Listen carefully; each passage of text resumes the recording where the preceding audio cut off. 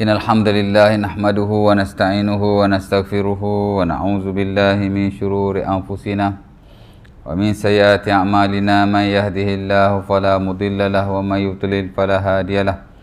Asyhadu an la ilaha illallah wa la syarika lahu wa asyhadu anna Muhammadan abduhu wa rasuluh. Allahumma salli ala Muhammad abdika wa rasulika kama sallaita ala Ibrahim wa barik ala Muhammad wa ala ali Muhammad kama barakta ala ali Ibrahim. Rabbi syrah li sadri wa yassir li amri wahlul 'uqdatam min lisani yafqahu qawli. Alhamdulillah, syukur kehadrat Allah Subhanahu wa taala kerana pada malam ini dapat sekali lagi kita berjumpa untuk kita sambung perkongsian kita daripada fiqhus salat, fiqh sembahyang, the science of prayer, and then kita dalam bab as-salawatu an-nafilah, as-salawatu al-mutatawwa'ah, ya, sembahyang yang digalakkan, disunahkan, ya. Dan kita pada sesi yang sebelum pada ini, pada bab solatul istisqa, sembahyang meminta hujan, kita dah bincang tentang at-ta'rif bil istisqa, definisi istisqa, ya, lughatan wa syar'an, baik secara bahasa baik secara syarak. Secara bahasa ialah al-istisqa lughatan talabu as-suqya, minta air, minta diberikan air, ya. Kalau kita minta dengan manusia pun boleh panggil istisqa juga. Pasal kita minta dia bagi air kita, atau kita minta dia bagi air pada orang lain, tak kisahlah. Tapi talabu suqya, minta as-suqya, bagi air, ya.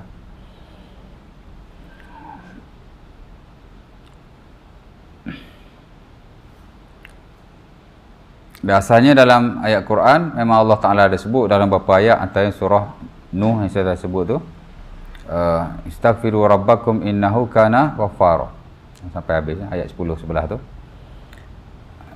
Surah Al-Baqarah ayat 60, wa idh istasqa Musa liqaumihi faqul nadrib bi'asakal hajar, ya, sampai habislah.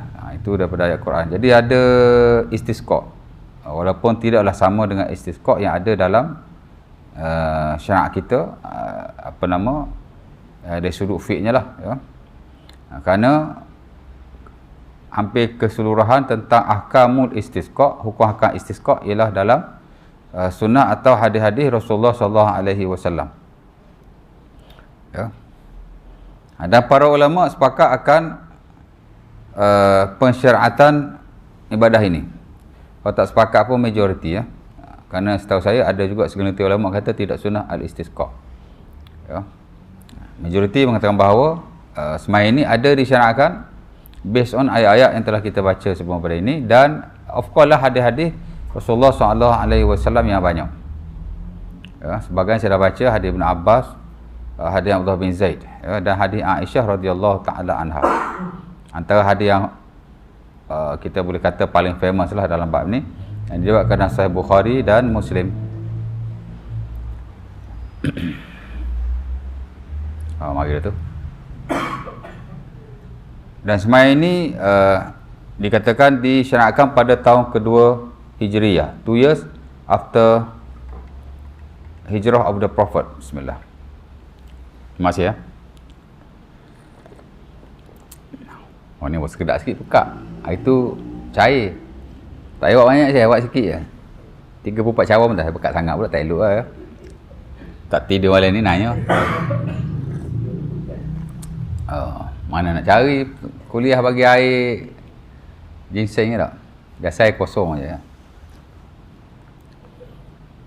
Kemudian kita dah bincang tentang definisi, lepas tu pensyariatannya, ayat Quran hadis Nabi itulah, dan hukumnya juga. Kemudian yang penting juga ialah anwa' al-istisqa, the category of istisqa, di mana ada 3 lah sekurang-kurangnya.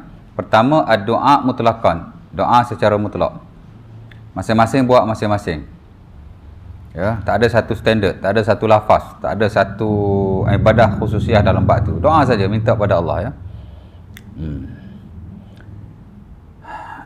Dan tak ada kena-mena dengan ibadah-ibadah tertentu termasuk solat. Boleh saja doa sambil berjalan, sambil bawa kereta, sebelum semayang, selepas semayang, all the times. Yang kedua ialah, tu paling rendah sekali lah, adna al-istisqa, the lowest istisqa. Kemudian yang kedua ialah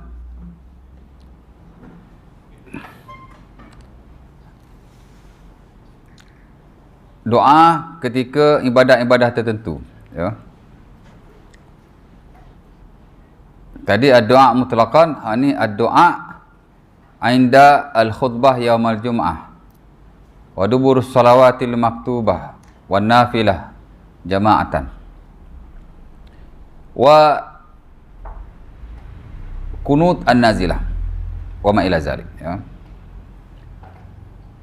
Doa ketika khutbah Jumaat oleh khatib lah, ya, pada hari Jumaat, every Friday. Dan saya baca hadis itu, hadis Anas bin Malik, ketika mana Nabi tengah bagi khutbah, datang seorang Arabi. Ya Rasulullah, halakatil qura wal wasya. Ya Rasulullah, halakatil qura wasya. Wahai Nabi, unta-unta semua, kambing semua, biar pasal air tak ada, dia kata ni. Maka Nabi pun berdoa, farafa'an Nabi yadaihi wa qala Allahumma aghithna, Allahumma aghithna, Allahumma aghithna. Nabi doa lah waktu itu. Kemudian hujan turun. Seminggu betul-betul lah. Sehingga kata Anas bin Malik, tak berhenti hujan. Next week datang balik. Ya Rasulullah, ud'u Allah an yuhbisana minal matar. Wahai Rasulullah, doalah pula supaya Allah Ta'ala tahan hujan ni. Ya tak? Payah kena. Tak ada air nak hujan. Bila hujan, suruh stop pula. Pasal banyak sangat. Ya tak? Okey lah kan? Kita pun manusia ni ada penyakit serba tak kena, ya tak? Kalau panas kata panas.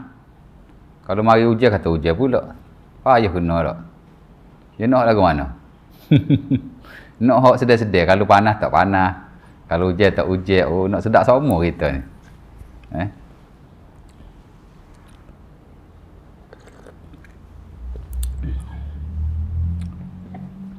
Jadi Nabi pun doa balik, hujan pun berhenti. Ya. Cerita dia waktu khutbah tu lah, bagi ketika khatib bagi khutbah. Ya.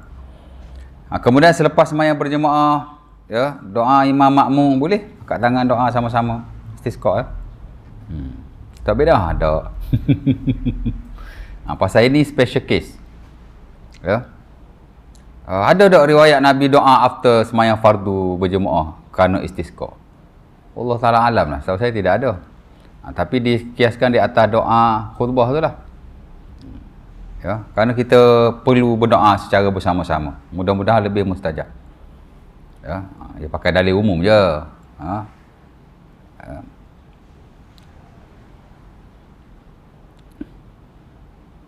Macam mana doa tu? Perjalanan hadis tu?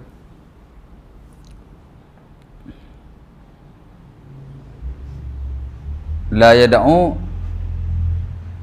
al-qawmu ba'duhum wa ya'ummu al-ba'du illa ajabahumullah.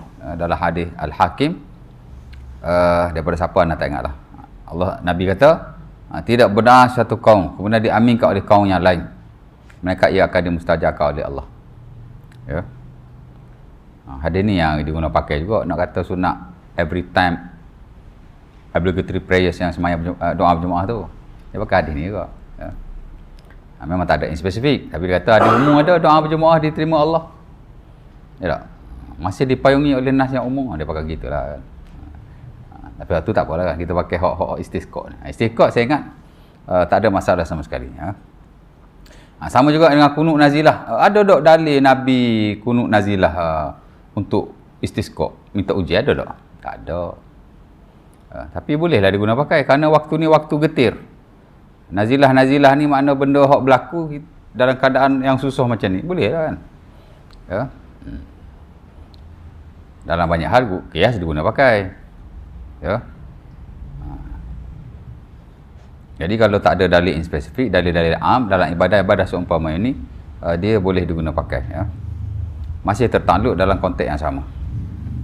Ya. Baik, jadi boleh buat kunut nazilah. Dan sama juga setiap waktu solat, terutama yang fardu lah. Yang sunat ni ulama khilaf, boleh tak kunut nazilah hak sunat-sunat?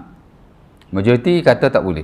Adalah sebahagian yang kata boleh, tapi yang standard tak boleh, termasuk yang muktamad dalam mazhab Syafi'i lah, memang tak boleh lah sembahyang sunat untuk kita kunut nazilah kan. Ya. Tapi kalau nak nazilah dalam arti kata nak minta kepada Allah dalam special case macam ni, kunut dalam witir boleh. Dan itu digalakkan oleh para ulama. Bila witir aja kunut, minta waktu tu. Ya, pasal witir semua sunat kan. Bukan kata kita sembahyang qabliyah zuhur kunut, ba'diyah zuhur kunut. Ya. Kalau boleh tak payahlah. Tapi kalau fardu memang boleh kunut nazilah. Ya. Boleh berjemaah dan boleh bersendirian. Kunut nazilah ni tak semua jemaah tau. Munfarid pun boleh. Seorang-seorang pun boleh. Tak ada syarat berjemaah. Mana diharuskan oleh sebahagian para fuqaha. Dan saya ingat yang standard mazhab Syafi'i pun boleh.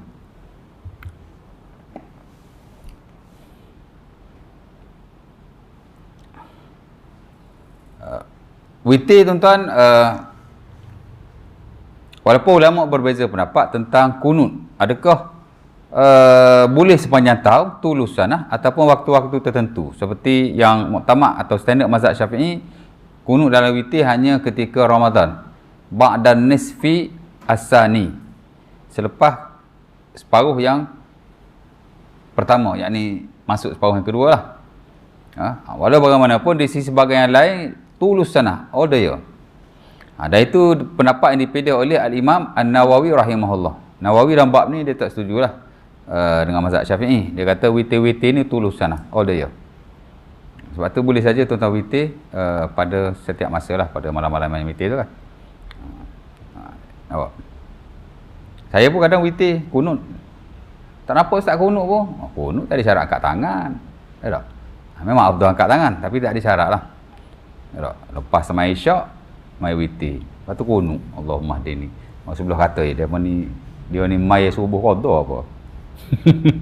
Kena jaga juga fitnah orang ni tak? Kan? Kalau sini okeylah. Tempat lain dia bukan tahu witir boleh kunut all the time. Kau mana? Nak jaga juga tu.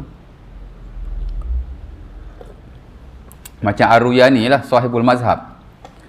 Sahib macam Ar-Ruyani lah sahib Bahrul Mazhab. Dalam mazhab Syafi'i ada buku top nama dia Bahrul Mazhab yang ditulis oleh Ar-Ruyani rahimahullah. Dia ulama terawal hak besar jugalah. Before Nawawi lagi. Nawawi pun banyak sebut nama beliau. Memang top lah scholar dalam mazhab Syafi'i. Dia pun sebut dalam buku tu witir ni 3 rakaat lah, terutama kalau kita buat 3 rakaat kan. Kita boleh wasal, kita boleh fasal. Mana kita boleh semayang 3 rakaat sekaligus hanya dengan satu salam. Seumpama yang standard dalam mazhab Abu Hanifah. Dan kita juga boleh fasal, semayang 2 dulu, semayang 1. Boleh juga kan? Ya. Tapi afdal mana? Mana soal afdal? 2 dulu baru 1 lah. Salatul lail masna masna. Fa idza khasya ahadukumul as-subh shalla rak'atain tutir lahu ma qad shalla. Hadis Ibnu Umar dan Sahih Bukhari Muslim. Semayang ni 2 malam lah ya. Kalau takut subuh, Nabi kata semayanglah 1 rakaat, tutup apa yang kamu telah solatkan. Mana 2 baguslah kan. Ya. Tapi yang standard dalam mazhab Syafi'i dan setahu saya majoriti lah memang afdal fasal, mana semayang 2 dulu baru salam. Semayang 1 lagi baru salam. Mana macam tu lah ya.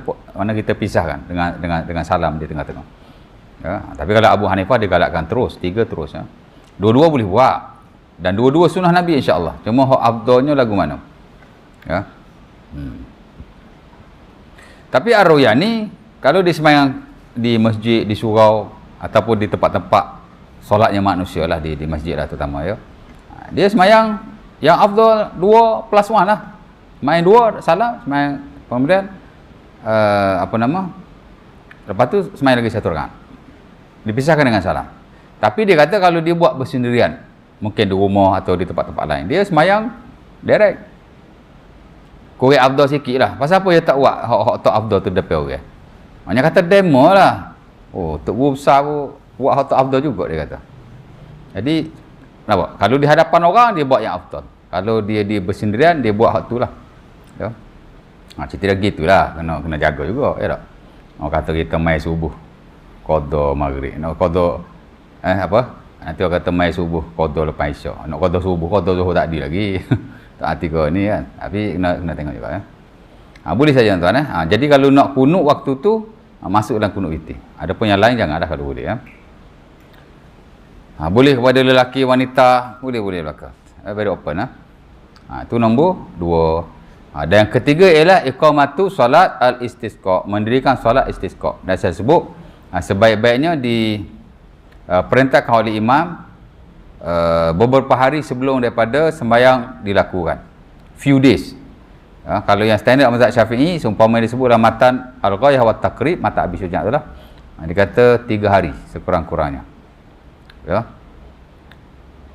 Fa wa'adhahumul imam bitaubah ataupun wa amarahumul imam fa ya'muruhum bitaubah wal khuruju minal mazalim wa siyami salasati ayyam. Kata Abi Syuja', imam suruh depa ni taubat.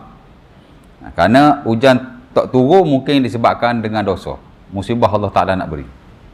Anda saya dah baca hadis Ibnu Umar dan Sunan Ibnu Majah tu kan. Nabi kata ada 10 benda kalau membuat ni hak mu akan dapat. Salah satunya ialah lam yamna'u zakat amwalihim illa muni'ul qutra minas sama'.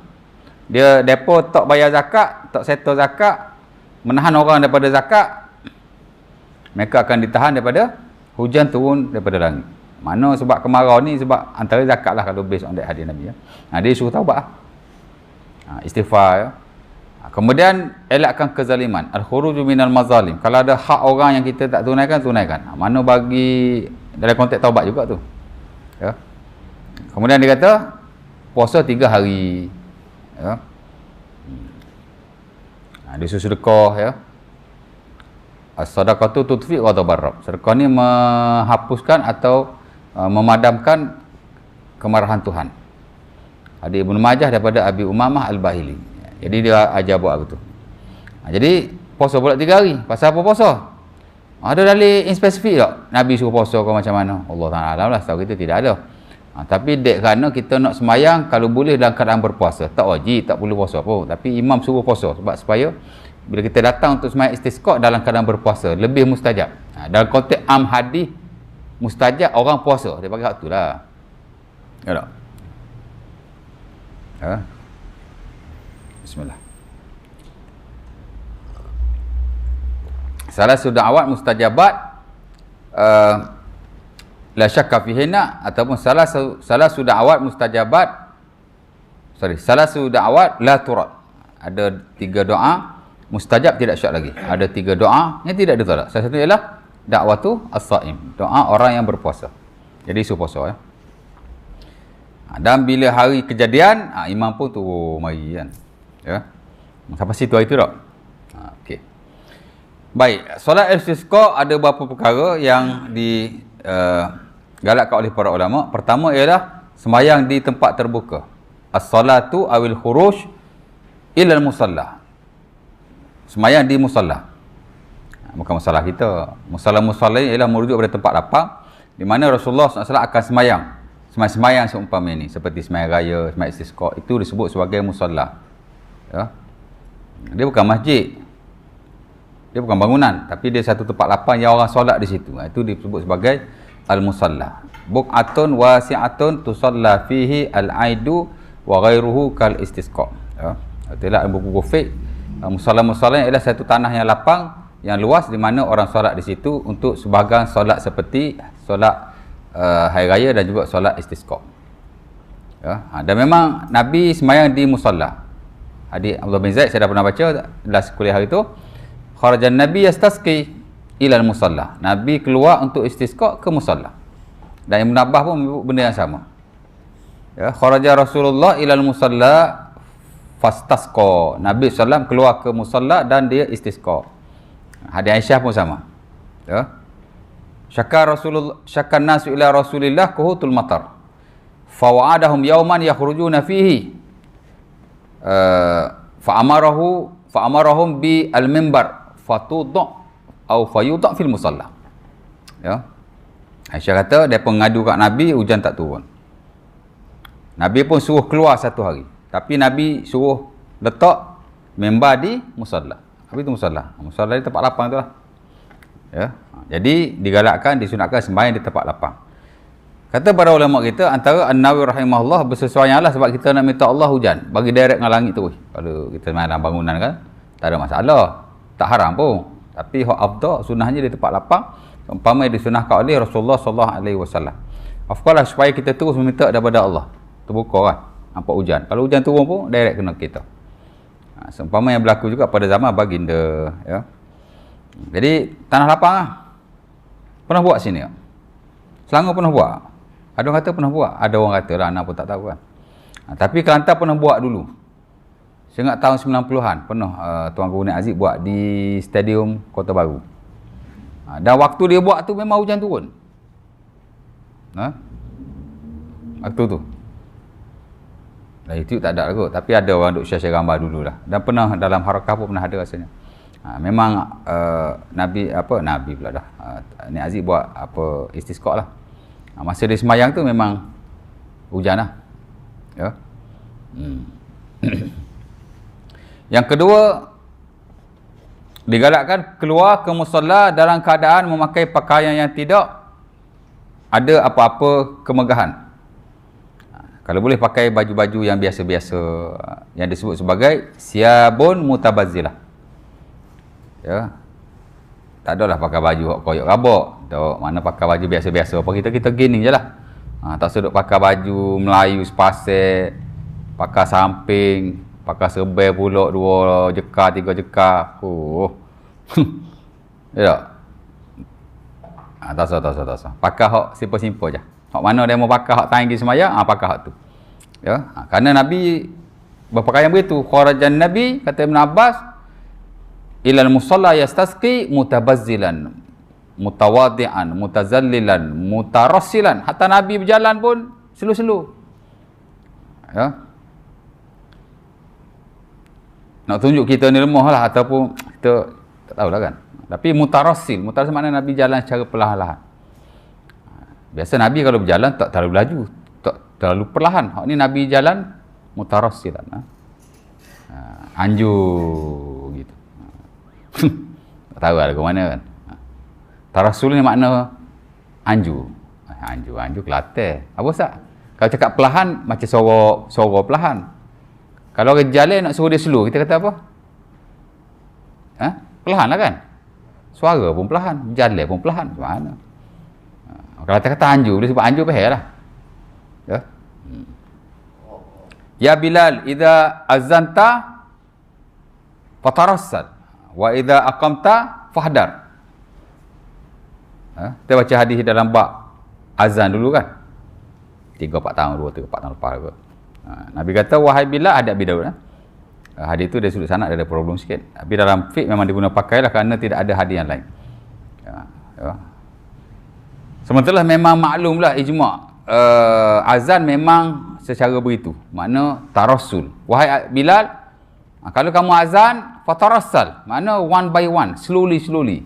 Bukan suara tu slow. Tapi huruf ataupun lafaz yang kamu sebut tu mesti tarassul. Saya boleh terjemah perlahan je lah, slow je lah. Ya, makna anjur, relax, gitu lah cerita dia. Ya. Dia bahasa tuan-tuan, kalau kita dah terjemah dia jadi lain. Sebab tu kita kena faham bahasa dengan bahasa. Ya, we have to understand the language with the language. Kalau kita dah translate dia jadi lain. Dia tak sama atau tak sapa dengan bahasa tu hak betul. Sebab tu dalam bahasa Arab dia ada balarah. Ya tak? Macam bahasa Melayu juga kalau dah translate kepada bahasa lain, kadang-kadang tak serupa. Betul tak? Lain. Maksud sebenar tu dia tak jadi 100% dah. Dia akan jadi 90%, 80%. Hatta dalam in worst case scenario 50% je. Bahasa Arab gitu juga. Ya. Terjemahan ni sekadar untuk kita nak faham. Tapi the real word, dia punya maksud tu ada dalam perkataan asal ya. Sebenarnya dia bukan hanya applicable kepada bahasa Arab, bahasa-bahasa yang lain pun sama juga. Sebab tu tak semua perkataan boleh kita translate by words, harfan orang Arab tu, betul tak? Macam mana nak translate bahasa Inggeris? Bapa borik, anak rintik. Sudah. Apa sudah tak boleh. Like father, like son lah. Super. Is it a wording translation? Adakah ia translate in term of word? By wording? Tak ada. Itu translate dari sudut maksud saja. Like father, like son. Kalau kita terjemah English tu, macam ayah, macam anak. Dia tak serupa. Bapa borik, anak rintik tu. Jadi lain tu. Kalau Arab kata like father, like son, macam mana? Pak borik, anak rintik. At-tuyuru ala ashkaliha taqa. Burung-burung di atas kawanannya. Nak terjemah tak boleh, tapi anda faham lah perkataan tu. At-tuyur ala ashkaliha taqa. Orang kata, kalau dia nak kata dia ni supaya ngapok dia,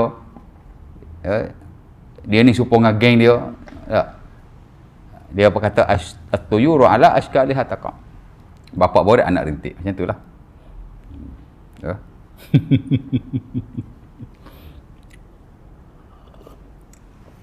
Tapi ada juga boleh ditranslate kan. Sikit-sikit lama-lama menjadi bukit tu boleh lah, simple-simple itu.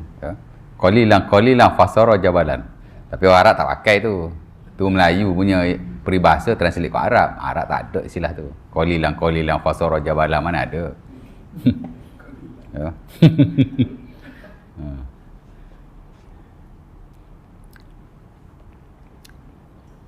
Jadi Nabi kata bila kamu iqamah fahdar, laju-laju ya.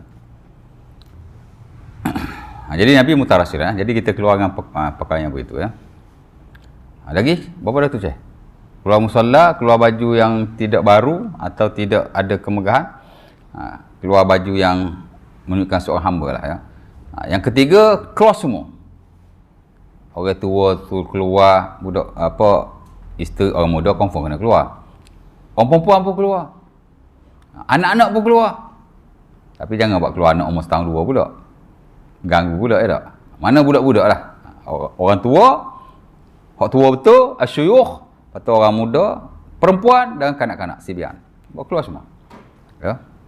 Ini saya kira kalau tak sepakat pun majoriti para ulama. Dan saya rasa sepakat lah. Benda ni, maklum dalam fiqh, memang istisqa ni semua nak keluar. Sebab tu digalakkan kita sembahyang di tempat lapang. Sebab kalau masjid memang tak muat. La tattasi'u li jama'atin kabirah, kata Al-Yamani. Tak muat untuk jemaah yang ramai. Jadi bersesuaian lah ya. Disampaikan sunnah Nabi, ia bersesuaian. Sementara para ulama mengkiaskan di atas sembahyang raya. Ya tak? Sembahyang raya kan nak keluar belaka. Nabi sembahyang raya, dia suruh keluar belaka. Kata Ummu Atiyah dan Sahih Muslim, kunna nu'mar an nakhrush, kami disuruh supaya keluar semuanya ya, hatta al-huyat, sampai orang haid pun keluar juga.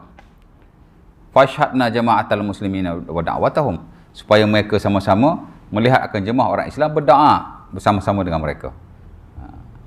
Fa ya'tazilna al-huyat al-musalla, tapi orang hak haid duduk belakang lah, pasal dia tak boleh sembahyang ya. Hadis ni yang digunakan pakai oleh para ulama yang paling strong nak mengatakan bahawa orang haid tak boleh masuk masjid. Ini yang paling strong ni. Ya tak? Dia duduk di musalla kat belakang. Kalau musalla pun dia tak boleh duduk dengan sebab dia haid, masjid lebih-lebih lagi lah. Hak paling strong lah kita tengok. Maksudnya hak paling guna hadis sahih. Adapun dalil-dalil lain tu dia tak sahih. Ya. Sebab tu sebagai ulama besar dia kata orang haid, orang junub boleh je masuk masjid. Macam Al-Imam Ibn Munzir dia kata boleh. Tak ada dalil yang melarang ya. Tapi majlis dia kata tak boleh ya. Jadi samalah ya. Sebab mostly hukum istisqa ni dia sama dengan hari raya, betul tak? Buat di tanah lapang sama macam hari raya, semua kena keluar macam hari raya. Ada khutbah macam hari raya. Lepas tu masa khutbah pula ada takbir macam hari raya. Lebih kurang lah kan ya. Khutbah lepas pada semayang macam hari raya. Sebagai ulama kata begitulah. Sebab nas ada dua, satu khutbah lepas semayang, satu khutbah sebelum semayang. Jadi keluar belaka.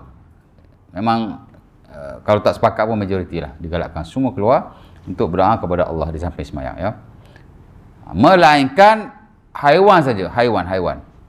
Di mana sebagai ulama tu kalau kita lihat dalam buku klasik kan, baik Syafi'i baik, Hambali baik. Tu tak akan dapati sebagai ulama lah. Dia menggalakkan supaya haiwan pun kita buat keluar juga. Ada kambing buat keluar kambing. Ada unta buat keluar unta. Ada kuda buat keluar kuda. Ada ayam, mungkin lah. Kalau konteks tu buat keluar ayam. Haiwan pun buat mari juga. Ya. Hatta Nawawi rahimahullah dalam Al-Majmu' dia kata dalam mazhab Syafi'i pun ada juga yang menggalakkan. Dia kata ada 3. Fi hazil mas'alah salah satu aujuh. Dalam bab ni ada 3 wajah, ada 3 pendapat lah ulama Syafi'i. Pertama, yustahab, digalakkan keluar haiwan, al-bahaim. Yang kedua, yukrah, ada juga ulama kata tak suka. Pasal hadis tu tak sahih sebenarnya. Jadi dia melihat dari sudut tu, dia kata tak ni. Ya. Sebagai ulama kata hadis tak sahih pun boleh guna, tak ada masalah kan. Ya tak? Bukan hukum hakam, ini sekadar nak, ya dah. Ya. Dan sebagainya lagi, dan kata Nawawi hak ni hak betul. La yustahabu wa la yukrah. Ia tidak digalakkan, ia juga tidak dimakruhkan. Wa hadza zahir nas Syafi'i. Dan inilah yang zahir nas Imam Syafi'i. Memang Imam Syafi'i ada sebut dan sebagian bukunya. Saya tak tahu ada sebut dalam buku mana Al-Um ke apa. Tapi ada dinukilkan oleh ulama-ulama Syafi'i di mana Imam Syafi'i kata, aku tidak menyuruh mereka mengeluarkan haiwan. La amuruhum an yukhriju al-bahaim. Fa in kharaju biha fala ba'sa. Tapi kalau dia buat keluar juga tak apalah. Pasal dia ada hadis, tapi hadis tak sahih. Hadis setahu saya dia tak ada dalam buku sunan, tapi ada dalam buku macam Al-Bazzar. Al-Bazzar buku sunan jugalah kan, tapi Qadhi Abu Ya'la pun ada dalam musnad dia, tak silap saya. Laula asyuyukh ruk'a wasibyan, maka wasibyan. Tak ingat. Minum dulu, nak ingat sikit. Laula syuyukh ruk'a wasibyan rudda wal ba'im rutta la sababna alaihimul azab sabba. Ya. Hadis kursi tak silap saya tu. Kalaulah tidak kerana orang tua yang beribadah, rokok. Kalaulah tidak kerana budak-budak yang menyusu. Kalaulah tidak kerana haiwan, ya, yang meragut makanannya, nescaya kami akan timpakan ke atas mereka dengan timpaan azab.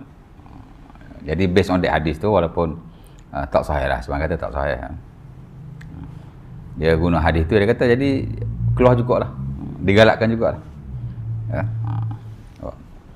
Jadi kalau ada haiwan boleh buat keluar, tak ada masalah, tapi tak payahlah kan. Nak letak kat mana. Ya.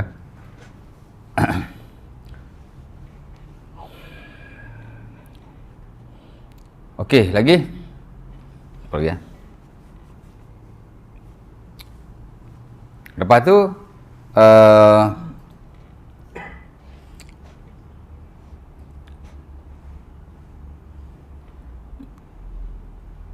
khutbah. Ya. Khutbah. Bagi yang kata khutbah dulu lah. Khutbah ni boleh saja memulakan dengan takbir, boleh saja memulakan dengan memuji Allah, boleh saja beristighfar seumpama khutbah-khutbah yang lain. Kalau khutbah Jumaat kita memuji Allah saja. Tapi kalau khutbah hari raya kita bertakbir. Dan saya lihat dalam mazhab Syafi'i dia menggalakkan supaya kita bertakbir. Kerana ia sembahyang raya kan. Fa shalla Rasulullah kama yusallil ain. Itu dia punya benchmark. Nabi sembahyang macam sembahyang hari raya. Jadi hari raya digalakkan takbir, khutbah, jadi dia khutbah jugalah. Ya. Sembahyang pun macam sembahyang raya, macam rakaat pertama kita baca sabihis, dia pun baca sabihis juga. Rakaat kedua baca hal atta, dia pun baca hal atta juga. Kalau kita baca surah panjang, ya, rakaat pertama kita baca surah Qaf, rakaat kedua kita baca iqtarabatis saah, itu lebih baik. Exactly the same macam sembahyang raya. Ya. Hukum dia banyak yang rujuk pada hari raya. Kerana sahabat menyebut begitu. Nabi istisqa macam hari raya. Ya. Aku akan berilah sebahagian daripadanya. Jadi khutbah, khutbah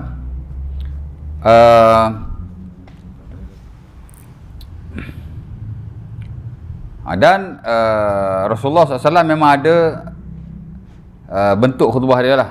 Dalam hadis Aisyah tu lah, hadis tu sangat very famous one. Dalam buku-buku fiqh ada, buku hadis pun ada. Kalau fiqh sunnah confirm dia masuk lah. Aisyah kata, syaka Anas ila Rasulillah kuhutul matar fa amara bil mimbar fatudha fil musalla wa wa'adahum yawman yakhrujuna fihi fa kharaja an-nabi hina bada asy-syams fa hamidallah wa asna alaihi summa qala ya ayuhan nas innakum syakautum ilayya jadbi diyarukum wa istikharil matar an ibani zamanihi ankum wallahu amarakum an tad'uhu wa wa'adakum an yastajiba lakum alhamdulillah rabbil alamin arrahmanir rahim maliki yaumiddin la ilaha illallah yaf'alu ma yurid la ilaha illallah allahumma antal ghani wa nahnul fuqara allahumma anzil alaina al-ghaisa waj'alhu lana quwwatan wa balaghan ila hin. Tu khutbah Nabi lah. Simple kan? Ya. Khutbah ni memang simple, dia tak ada syarat panjang. Ya tak? Inna tula salatir rajuli wa qisari khutbati'i ma'innatun min fiqhihi fa'atilu salah wa aksuru al-khutbah. Saya baca dah dulu ni, ada dalam bab sembahyang Jumaat. Oh, tak masuk lagi solat Jumaat. Masuk dah dulu? Oh, tak baca lagi. Hadis Ammar bin Yasir ya. Saya Bukhari ya. Tak Bukhari Muslim macam tu lah. Panjangnya solat, pendeknya khutbah menunjukkan orang itu faqih. Maka panjangkanlah solat dan pendekkanlah khutbah ya. Jadi kalau kita dalam buku-buku fiqh, kau tak sepakat pun majoriti lah. Ya, tak berani juga nak kata sepakat majoriti kan. Tapi hadis ni very famous one, diguna pakai nak menunjukkan bahawa memanjangkan solat itu lebih afdal, lebih sunnah daripada memanjangkan khutbah. Ya tak? Khutbah panjang-panjang orang tidur tak Syekh? Ya tak? Janganlah panjang sangat, janganlah pendek sangat, baca 2 ayat dah komat, tak ada juga kan. Tapi saya personally lah, pensyarah saya nama Dr. Adil Mahdi, masa saya first year matriculation lagi tahun 1997 ya. Antara yang dia tegur bab ni lah, dan bukan hanya di sini, di Mesir pun sama juga, khutbah panjang, semayang pendek dia kata. Dan dia pun baca hadisnya tak silap saya ya.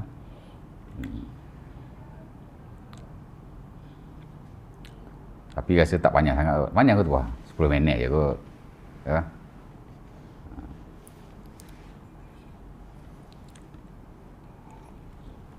Dari dulu kan je kat bagi khutbah Ustaz, masa mengajar petang dulu, lama dah, 10 tahun 10 tahun lepas ke bawah lah.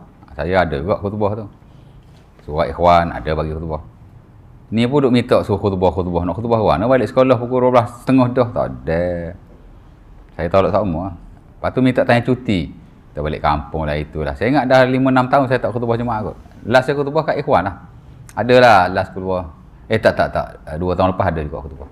Tapi sekali tu lah. Belum tu ada masa ngajar petang dulu kan, member Sugi, Ampang, Taman Melati, Melawati lagi ngajar betul ya tak? Dia lah lepas khutbah, lepas sama Jumaat balik terus masuk sekolah dah. Tapi kalau saya bagi khutbah, jemaah kadang bagi tahu, cepat Ustaz khutbah. Tak cepat apa, potong-potong. Tapi salah tu kalau ikutkan tu. Ya tak? Ya.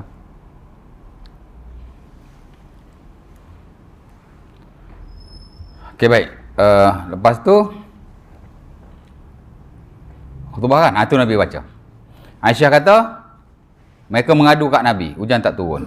Nabi suruh letak mimbar di musalla.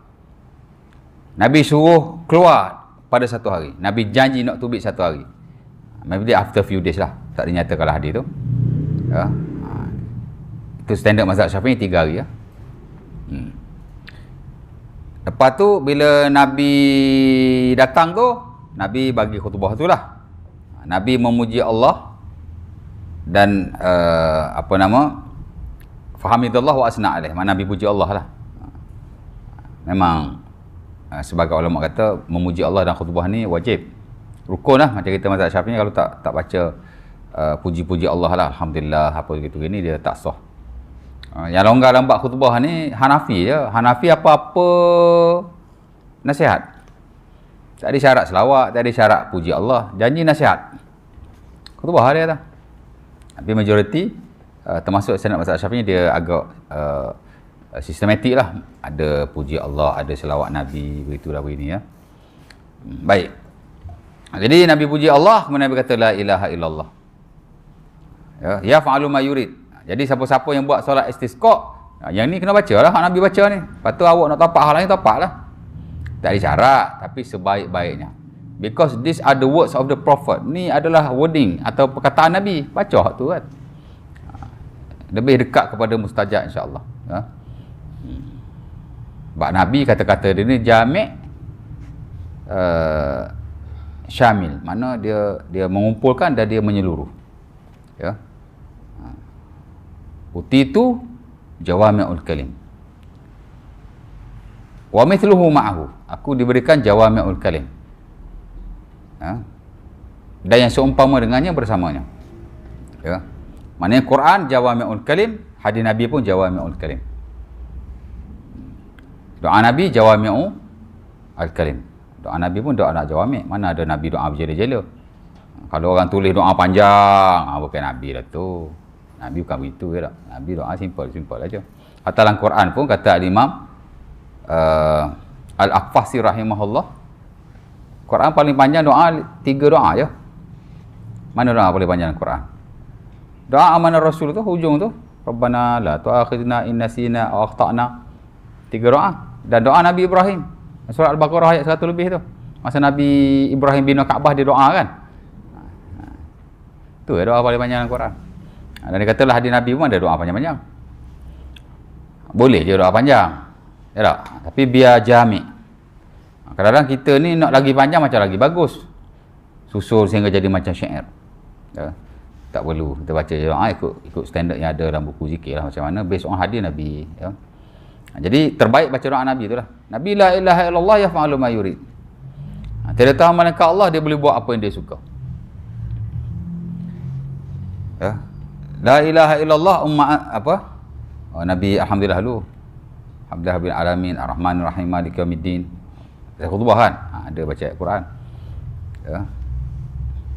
Lepas tu Nabi tahlil lah. La ilaha illallah yaf'alu ma yurid. La ilaha illallah Allahumma antal ghani wa nahnul fuqara. Allahumma anzil alaina al-ghais. Wahai Tuhan, kamu kaya, kami miskin. Turunkanlah hujan. Dan jadikanlah apa yang kau beri pada kami sebagai kekuatan. Ya. Kuwatan wa balagan lana ilahin. Kepada satu tempoh yang engkau kehendaki. Mana siapa kami hidup ni, bagilah benda ni. Ya. Lepas tu Anas bin Malik kata, tiba-tiba fabarakat. Guru.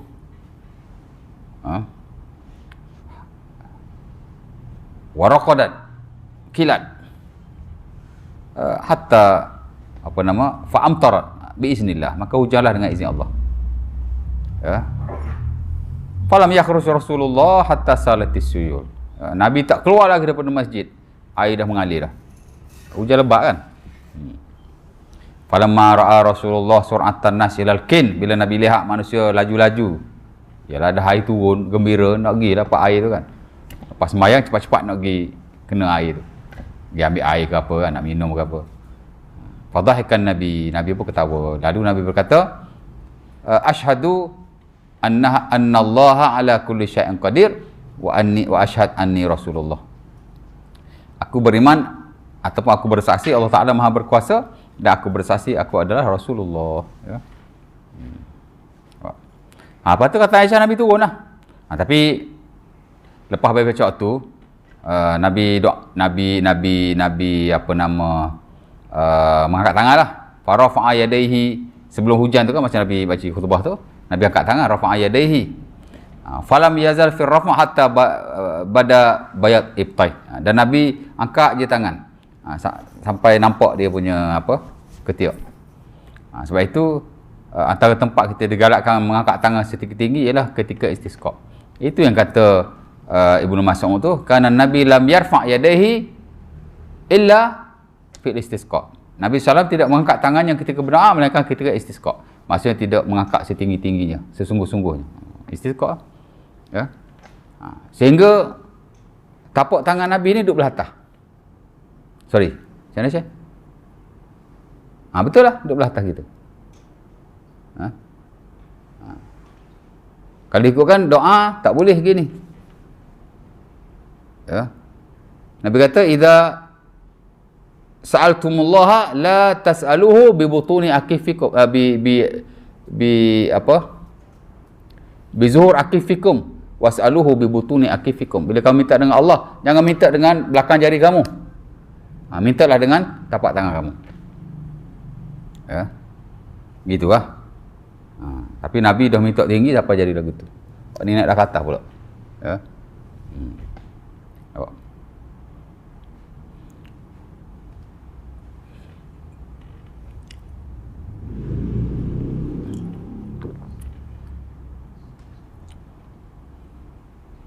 Jadi akak tinggi ya. Gitu boleh. Itu boleh.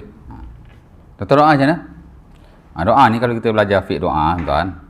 Tapak tangan kita ni boleh ke langit, tapak tangan kita boleh ke muka. Dua. Muka.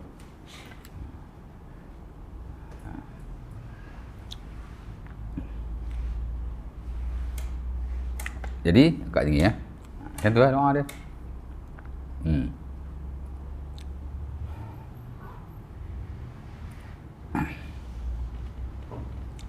Okey.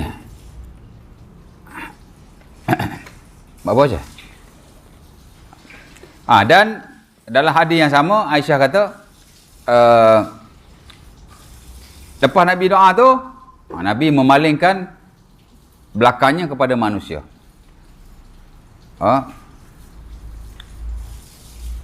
Kemudian Nabi memusingkan dia punya ni ridak dia lah. Ya.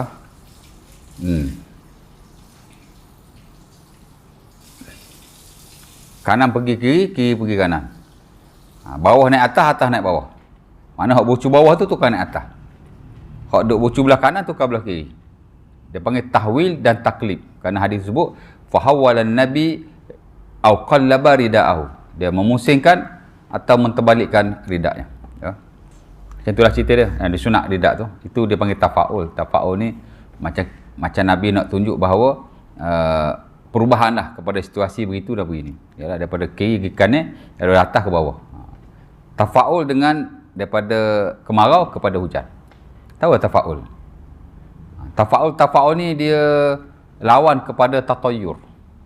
Tatayur ni ialah kata-kata ataupun kepercayaan yang merujuk kepada benda tak baik lah, yang disandarkan kepada apa-apa yang berlaku lah. Macam kalau buat begini, sempit rezeki. Itu tatayur. Ada basis tak? Ada hadis tak? Tak ada. Itu tatayur. Kalau buat begini, pendek umur. Itu tatayur. Kalau berlaku begini, ta'ung. Itu tatayur. Konsep kesialan dan ketuhanan dalam syarak. Dia dalam akidah memang ada satu bab, an-nahyu anit tatayur. Dilarang kita tatayur. Tatayur ni daripada perkataan toir. Toir ni makna burung. Saya dah baca surah Al-Maidah 38 tu kan. Wa ma min dabbatin fil ardi wala ta'ir yatiru bi janahihi illa umamun amsalukum. Saya tak baca sini, saya baca surah lain. Itu bukan surah Al-Maidah 38. Surah apa ya? 38 tu dah betul. Al-Maidah ke apa? Bukan Al-Maidah. Surah Al-An'am 38. Ya. Allah Ta'ala kata, dan tidaklah ada haiwan di atas muka bumi dan burung-burung yang terbang di udara.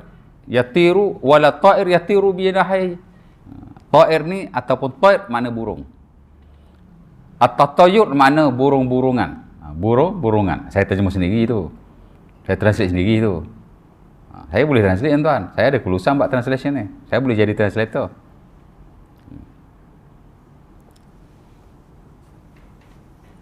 Saya terjemahkan atau translate burung-burungan, tatayur. Kerana tatayur daripada tair. Tair ni mana burung. Ya. Pasal apa benda-benda yang melibatkan sial-sial ni Tuah-tuah ni dikaitkan dengan burung. Pasal Arab memang burung ni adalah petanda tuah atau sial. Dia nak berniaga. Nak tubik pagi itulah, nak musafir, nak apa. Ya tak? Ada kelas akidah sini kan? Ada kelas akidah kan? Ada belajar bab tatayur? Tak belajar lagi? Aku tu belajar apa sebelum ni? Tatayur mestilah belajar. Usul syirki tis'atun. Usul-usul syirik tu ada 9. Salah satu tatayur dia lah. Ya tak? Akidah kena belajar bab dulu. Tauhid. Akidah kena belajar dulu tauhid dan syirik. Hak lain tu kemudian tak apa. Ya. Belajar bab tu dia mesti ada. Usulu syirki tis'atun. Usul-usul ataupun asas-asas ataupun punca syirik ni ada 9. Salah satu tatayur tu lah. Ya. Syirik ni bukan semua selain Allah saja. Percaya benda-benda sia-sia begitu gini hak tak ada basi tu pun syirik tu. Kalau tak syirik pun membawa kepada syirik. Ringan sikitlah membawa kepada syirik. Ya. Tapi kalau ikut hadis Nabi tatayur ni syirik lah. Macam pergi jumpa bomo buat syirik macam tu lah cerita dia. Pasal Nabi sebut dalam konteks hadis, dalam hadis yang sama. Ya. Baik. Jadi dia lepas burung lah. Kalau burung terbang kanan, tuah lah kan. Kalau burung terbang kiri, tak on. Rugi nego ni. Postpone esok lah. Ya tak? Jadi konsep ketuhan dan kesialan itu disebut tatayur. Dia berkaitan burung. Pasal orang Arab memang petanda-petanda yang baik atau buruk, dia guna burung. Kata Al-Qurtubi rahimahullah dalam buku sunannya, kadang-kadang dia dengar bunyi burung. Bukan lepas burung, dia dengar bunyi burung. Kalau burung tu mengeluarkan suara yang menyeronokkan, berkicauan, dia pergi kat tepi hutan mana-mana ke, kat rumah dia ada rok ke situ, tahu rok? Rok ni bahasa Arab tau. Al-Ghabah. Ghabah ni mana hutan. Orang Kelantan pandai bahasa Arab tau. Orang Kelantan kalau hutan kecil dia panggil ghab. Betul tu. Itu bahasa Arab. Tu anak kita dulu belajar bahasa Arab punya ustaz. Ya tak? Ghabah ni mana Arab. Ghabah ni mana hutan. Orang Kelantan panggil ghab. Orang Selangor tak panggil ghab. Ya. Yalah, kita macam rumah saya dulu pun, keliling rumah rok saja. Lah ni tak ada dah, penuh rumah belaka dah, rumah rapat-rapat belaka, nak pakai kereta berpayah. Dan masa kecil-kecil dulu, sebutir rumah kita, sana sebutir, sini sebutir. Berpuluh butir ya kampung kita dulu. Lah ni padat besar nak parking payah. Ya. Rok saja keliling rumah saya dulu. Tak ada dah, ada kilang batik kan, ada. Ya. Kita kecil-kecil dulu berok-lerok tu ya, jambil ada. Jambil sekolah rendah kan, berok-lerok suka. Kadang-kadang dengan saing pergi berok sama-sama dengan saing. Jadi orang Arab macam tu juga. Ingat pada pasir tak ada urut, mana tahu ada urut, ada hutan-hutan. Tapi cerita dia pergi dengan burung lah. Kalau burung tu ada bunyi-bunyi yang elok, kebetulan hak dia dengar pula masa tu burung ngobok. Burung hak bunyi sedap, burung tu kuku ke. Tapi kalau dia dengar burung-burung yang macam burung hantu, apa istilah burung hantu? Tapi burung hak jenis macam tu lah. Ada kita tak tulis gitu ni, anak pandai-pandai ni. Nak bercontoh pergi nampak real sikit tak. Pasal ada orang dia baca hadis palsu, tapi dia sebab penyampaian dia tu very confident, dia nampak macam best. Padahal baca hadis palsu. Ya. Tuan-tuan, sekarang ni banyak kes perceraian. Setiap 10 minit satu perceraian. Ya tak?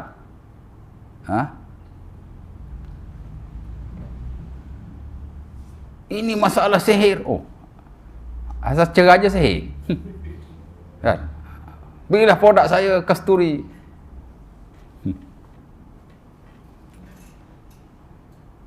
Bercerai ni bergegar arasy Allah. Saya komen lalu bawah tu. Ya. Ustaz boleh cakap Arab tak? Kalau boleh cakap Arab, rujuk balik hadis tu macam mana status dia. Delete tu komen saya. Jadi hak iklan-iklan sponsor tu kan. Nak jual produk, jual lah kan. Bacalah hadis saya sikit ya. Jual kasuri kan. Kasuri boleh halau hantu Ustaz? Saya seminggu lepas saya tulis pasal garam tu kan. Semua marah saya kan. Apa bukti jin takut kat garam? Apa bukti Syekh? Ada basis tak? Mesti Fariana kat Facebook ni.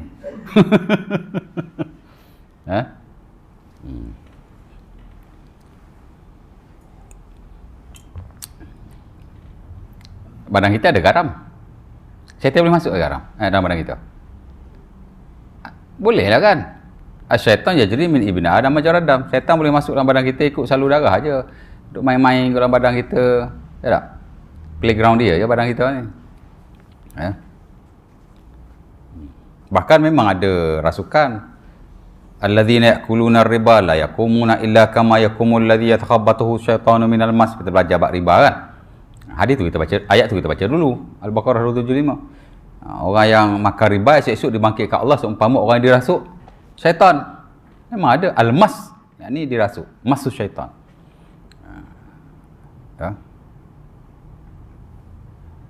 Ada perempuan jumpa Nabi, ya Rasulullah inni usra, ud'u Allah an yu'afiyani aw yashfiyani. Wahai Nabi, aku ni dirasuk, maka doalah pada Allah supaya aku disembuhkan. Nabi kata in syi'ta da'autu wa in Nabi kata in syi'ti da'autu fasyafakillah wa in syi'ti sabarti falakil jannah aw la hisabi alayki. Dia ada beberapa riwayat hadis tu. Kalau mun aku doa boleh sembuh, Allah lah sembuhkan. Tapi kalau mu sabar, mu dapat syurga ataupun tidak ada hisap ke atasmu. Maka dia kata sabar tu, aku nak sabar. Cuma dia kata ud'ullah alla atakasyaf. Doalah kepada Allah supaya bila aku dirasuk, auratku tidak terdedah. Adalah rasuk-rasuk ni ada tuan, bukan tak ada. Macam mana boleh rasuk? Syaitan masuk dalam badan rasuk, macam mana boleh masuk? Kalau dia tak rasuk pun memang ada syaitan dalam badan. Dalam badan saya ada syaitan ni, ke tak ada? Tu saya kalau dah jadi syaitan juga. Tengok marah, wow, budak-budak kan. Jadi syaitan mata tu. Macam mana dia boleh masuk kalau itu yang masuk tu syaitan ustaz. Jin ni lain. Apa pula lain? Innahu kana minal jinni fa fasaqa an amri rabbih. Ada badik jin belaka tu atau anak-anak jin. Jin ni ada banyak bangsa. Syaitan daripada jin. Syaitan kan jin kan. Ya. Maradatul jin, jin yang jahat. Kalau dia bangsa asing pun dia tetap daripada spesies jin. Makna sifat syaitan tu sifat jin. Sama je apa sifat penciptaan jin, itulah sifat penciptaan syaitan. Apa pula bezakan syaitan dengan jin? Sama je. Kalau syaitan tak takut, jin pun tak takut juga. Tak? Macam mana kata syaitan takut garai, dia boleh masuk dalam badan kita? Badan kita memang ada garam. Kau tak ada garai? Oh, tak ada garai, tak mari surga. Mati tanah kubur lah. Kita hidup ni pasal antaranya garam lah. Garam ni dia kerja dia kontrol air dalam badan kita. Sebab tu garam ni kalau lebih pun tak boleh. Dah tinggi, kalau kurang pun tak boleh buat mati tau. Macam gula juga, gula kalau lebih diabetes. Ya. Kalau tak ada gula, hypo. Tak ada gula atau kurang gula lebih bahaya daripada lebih gula. Sama juga garam. Kurang garam lebih berbahaya daripada lebih garam. Jadi badan kita memang ada garam. Kalau syaitan takut kat garam, macam mana dia masuklah badan kita? Oh, badan kita tak ada garam ustaz. Kau lengok lidah tengok masin ke tak? Memang masin kan. Nabi kata syaitan arash dia dekat laut. Arsy syaitan alal bahri. Ada Muslim tu kan? Nabi kata arash syaitan dari laut tu. Ya ba'su sarayahu a'zamuhum fitnatan a'zamuhum manzilatan. Dan daripada istana itulah dihantar tentera-tenteranya. Tu timbul segitiga bermuda apa gitu gini tu, kata pusat syaitan jin situ, lalu situ puk tergelai masuk, kena sedup. Ada logik juga kan. Tapi mujur dia apa tu tak tahu nak hadis. Dia guna teori-teori macam tu aja. Siapa yang paling besar ujiannya, dia yang paling tinggi kedudukannya. Ada syaitan mari, aku buat begini, syaitan boh dia kata dak, mu buat tak banyak tu, gigi buat hal lain lagi. Tiba-tiba mari seorang lagi kata, aku telah menyebabkan suami dan isteri bercerai-berai. Oh, dia kata mu paling teror sekali, dipakaikan mahkota kepadanya, diangkat darjatnya. Baik pakai hadis ni padahal pakai hadis gegak aras tu. Ya tak? Ya. Jadi kalau dia takut garai, apa dia buat istana di laut? Dia buat laut hotel ke, buat pada pasir ke mana? Ustaz pakai logik. Ya, kena pakai logik juga dalam segala keadaan. Pasal, ya tak? Ya. Tajribah ini pengalaman, testimoni. Kita bergarapkan rumahnya ada gangguan, sudah tidak diganggu lagi. Ya tak? Biasa orang guna garam ni untuk pagar. Dia tak guna pada badan apa gitu. Orang masuk atu, minum air garam ada deh. Atau lepas garam tak pada dia ada. Biasa guna garam ni untuk pagar-pagar rumah kan. Rumah katanya ngos panggil ustaz mari. Ustaz bawa lah garam 2-3 jam ni tabung keliling. Lepas tu dah tak ada gangguan dah. Macam jadi ke garam jadi tu. Mungkin nak tipu setel lah. Ya tak? Setel kuat nipu. Kasuri sama juga. Apa bukti kasuri setel takut, jin takut? Banyak orang kata Nabi suka pakai kasturi. Betul. Nabi kata wangi yang paling bagus adalah kasturi. Ya. Atyabu ar-rih. Nabi kata apa dia hadis tu? Hadis Bukhari tu. Sebaik-baik wangi ialah al-misk. Betul. Nabi suka pakai. Tapi tak bermakna ia boleh menghalau benda seumpama itu. Hak boleh halau setel jin ni, tahu nombor satu ke apa? Nombor satu bukan baca ayat Quran. Ya. Mungkin termasuk jugalah, tapi bukan hak tu memang Nabi suruh lah kan baca Quran dalam rumah, setan lari. Lari sikit ni saya tak apa kan. Iqra'ul Quran fi buyutikum la taj'alu al-maqabir aw qubura fa inna syaitan yanfur minal baiti alladhi tuqra' fihi suratul Baqarah. Baca Quran dalam rumahmu, jangan jadikan di kubur. Setengah riwayat lain Nabi kata siapa-siapa baca Quran di rumahnya surah Al-Baqarah, syaitan akan tak masuk, lari. Ya tak? Betul lah tu. Betul dah tu. Tapi gapo hok saya takut sekali. Kekuatan iman. Ibnu Hajar kata, hok saya paling takut sekali iman. Setan-setan tu jin lah. Ya tak? Kekuatan iman. Kalau dia kaca sekalipun, hatta kalau dia rasuk sekalipun, tak ada kesan apa-apa. Ya. Iman tu. Dia hurai hadis Umar tu. Umar kan. Idza saraka Umaru fajjan. Fasalaka syaitanu fajjan ghaira fajhi. Dia ada beberapa lafaz. Salah satu waktu lah. Bila Umar lalu satu jalan, setan akan lalu di jalan lain yang Umar tidak melaluinya. Oh, takut setan ni bukan takut kata Umar. Umar lalu jalan tu, dia tak lalu dah jalan tu. Betul tak? Pasal apa? Dia kuwati imanihi farra syaitanu anhu. Kerana kekuatan imannya, syaitan lari daripada dia. Jadi kalau tak say ganggu tak say itu, tak say ni, bab-bab rakyat-rakyat mistik-mistik ni lah. Iman lah. Sebab tu, kalau kita baca buku Wahid Salam Bali kan, ya, ada 2 buku pasal ni lah benda ni kan. Wahid Salam Bali tak pernah dengar? Tokoh perawak di Mesir lah. Tapi dia Salafi lah. 2 buku kan. Satu buku khusus untuk merawat sihir. Satu buku tentang penindingan daripada jin, daripada kan. Apa dia kata nak mengelakkan kita daripada benda-benda mistik-mistik ni lah, gangguan-gangguan apa. Saya ada post 2-3 hari lepas. Ada pernah kan? Saya tulis apa nombor 1 apa?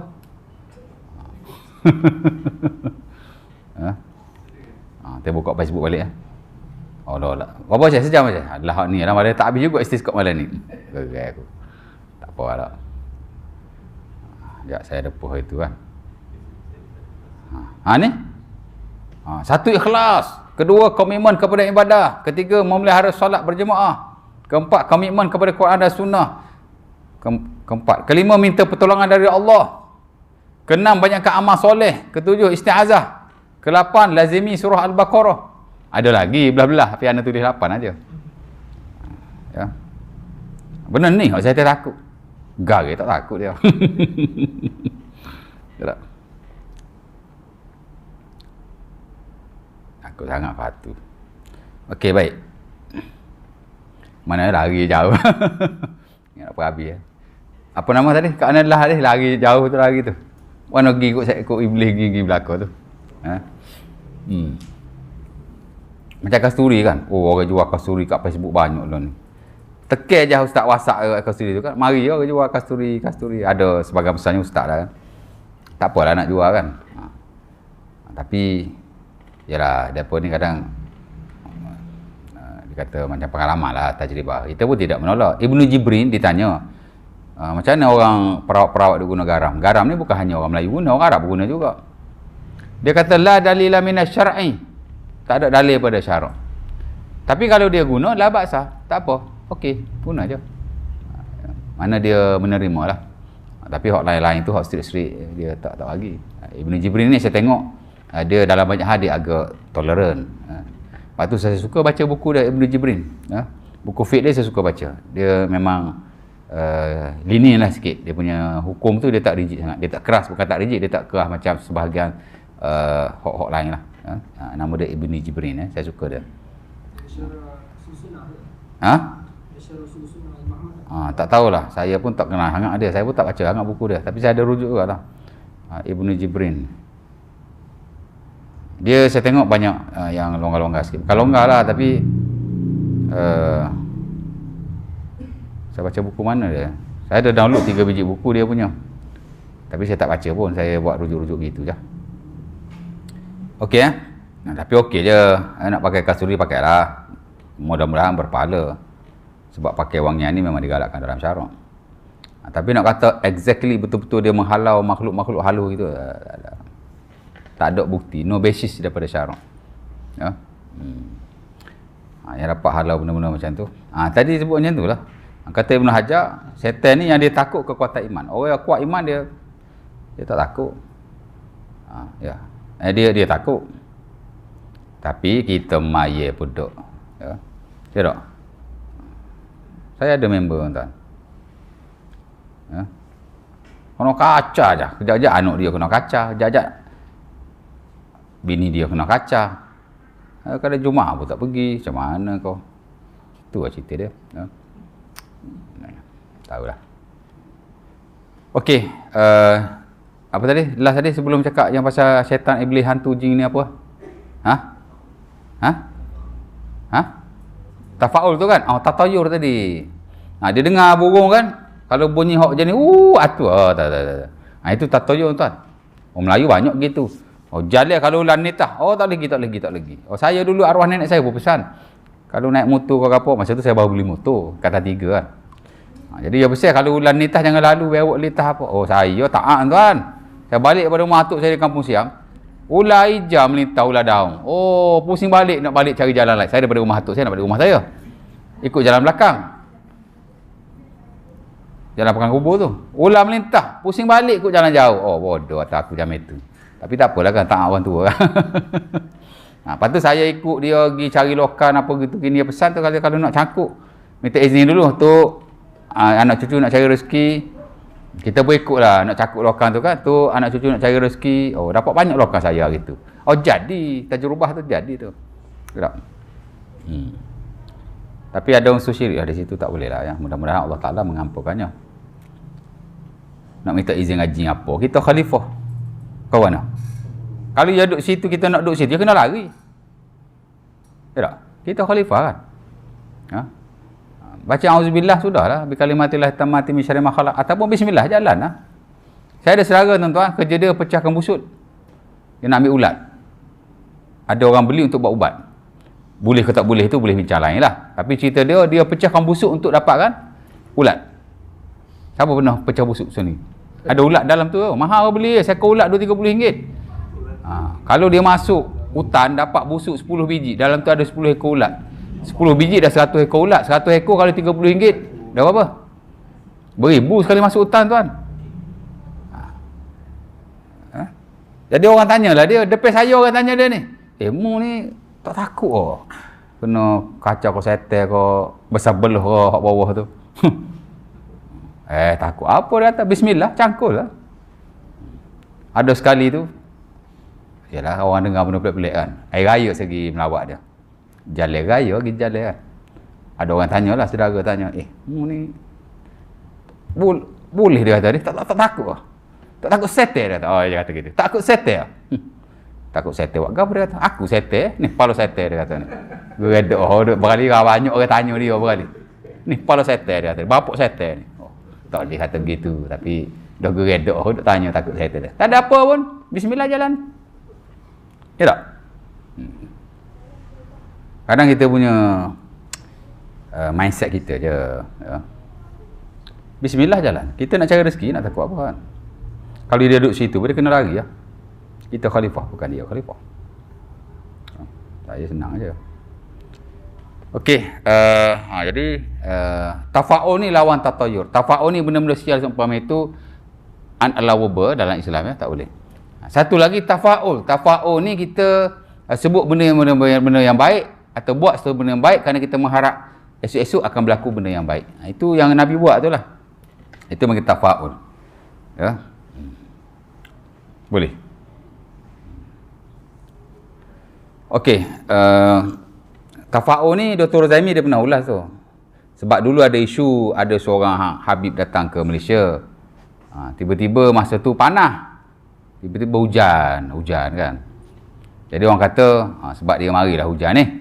Jadi Dr. Zaimi dia ada kritik lah benda tu masuk dalam Facebook dia. Jadi orang marah lah, orang kata ini tafa'ul. Tafa'ul ni makna kita bersangka baik kepada suatu benda yang membawa pada kebaikan. Dia pun jawab balik, kata ini bukan tafa'ul ya. Macam itulah cerita dia, Ana pun tak tahu in detail. Dia kadang-kadang boleh tersalah juga buat tafa'ul ni. Tafa'ul ni adalah perkataan yang baik yang kita guna, mengharapkan benda yang baik. Tapi kalau kita percaya benda tak ada basis, dia tak masuk dalam surah tafa'ul. Dia kena beza tu. Tafa'ul ni bukan kepercayaan, dia hanya satu sebutan sebagai doa untuk kita mengharap benda yang baik. Macam tu je ya. Anda boleh jadi perbuatan kita juga kerana mengharapkan satu benda yang baik, boleh juga. Tapi tengoklah macam mana kan. Kena tanya pakar akidah. Betul lah, anak pun bukan pakar mana pun. Tahu gitu-gitu ya. Okey, Nabi buat begitu. Kemudian Nabi turun ya. Nabi sembahyang 2 rakaat, lepas tu hujan. Cerita itulah macam dia. Dan adalah banyak perkara-perkara lain yang digalakkan ya. Dan satu lagi, ini important point yang saya lihat tak ada lah dalam seluk-seluk ibadah yang lain, khususnya bab sembahyang. Di mana istisqa ni digalakkan kita meminta atau istisqa dengan orang-orang soleh. Yustahabbu ayastasqa bil abdi soleh. Digalakkan kita istisqa dengan orang yang soleh. Apa maksudnya? Tawassul lah. Ya, hatta dalam tamat mazhab Syafi'i boleh sebut, Zuhaili sebut tu kan. Dan digalakkan kita memohon kepada Allah untuk istisqa ini dengan kita bertawassul kepada orang-orang soleh. Yang masih hidup. Wala istasqa bil amwat. Jangan dia beristisqa atau bertawassul dalam bab ni kepada orang yang mati. Tamat Zuhaili Wahabi juga rupanya. Dia kata begitu, boleh balik dia kata begitu ya. Kerana Umar radhiyallahu ta'ala anhu dan Sahih Bukhari, dia bertawassul dengan Abbas, bapa saudara Nabi setelah wafatnya Nabi, ketika waktu depa berhadapan dengan tak ada air lah, kemarau. Ya. Allahumma inna kunna natawassalu bi nabiyyika fataskina fa inna natawassalu bi ammi nabiyyika faskina fasuku. Kata Anas bin Malik, Sahih Bukhari ya. Umar bila dia istisqa dia berkata, wahai Tuhan, dulu kami minta kepada kamu dengan Nabi kami. Sekarang kami minta kepada kamu ataupun bertawassul kepada kamu dengan bapa saudara Nabi kami. Maka kata Anas bin Malik, depa pun diberikan hujan. Mana dalam istisqa ni boleh tawassul lah kepada orang yang ada pada waktu itu di kalangan orang-orang yang soleh. Ya. Tapi dia kata jangan tawassul dengan orang yang mati. Ada Muktamad Zuhaili lah. Kena tanya dia lah kenapa dia kata tak boleh tawassul orang yang mati tu. Ya tak? Kau ulah jadi Wahabi pula. Ya. Dan selepas zaman Rasulullah, zaman Muawiyah, juga dia ketika berlaku kemarau, zaman dia tu, dia juga bertawassul dengan sahabat Nabi yang bernama Yazid bin Al-Aswad. Dan diturunkan hujan juga. Hatta kata An-Nawawi dan Al-Majmu' atau dalam Syarah Sahih Muslim, kisah Muawiyah bertawassul dengan Yazid bin Al-Aswad masyhur sekali. Ya. Jadi benda ni diamalkanlah. Jadi kita pilih siapa-siapa, orang yang soleh, warak, orang yang bagus, yang kita lihat dia dekat dengan Allah dan nampak macam bagus ahli ibadat tu seumpamanya. Jadi kita minta kepada Allah melalui dia. Tapi bukan sekadar minta begitu. Hendaklah kita minta dia juga berdoa kepada Allah.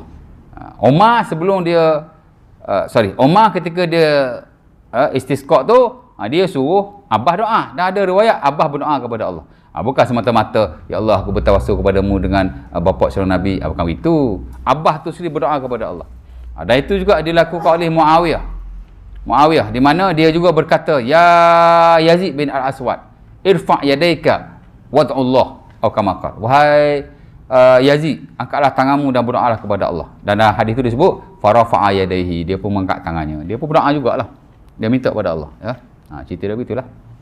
Apa? Tuan-tuan nak cerita lebih-lebih bab tawassul, belajarlah akidah lah ya. Boleh?